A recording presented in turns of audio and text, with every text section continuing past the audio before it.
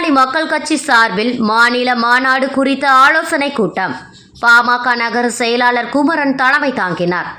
திருவண்ணாமலை மாவட்டம் போலூர் தனியார் மண்டபத்தில் பாட்டாளி மக்கள் கட்சி சார்பில் திருவண்ணாமலையில் நடைபெற இருக்கும் தமிழ்நாடு உழவர் பேரியக்கம் மாநில மாநாடு குறித்த ஆலோசனை கூட்டம் பாமக நகர செயலாளர் குமரன் தலைமையிலும் பாமக மாநில பொதுக்குழு உறுப்பினரும் முன்னாள் வார்டு உறுப்பினருமான கலைமணி, மாவட்ட துணை செயலாளர் பாலசுப்ரமணியன், நகர செயலாளர் லெனின், முருகன், கந்தன், பாசறை பாபு, முருகன் ஆகியோர் முன்னிலையிலும் நடைபெற்றது.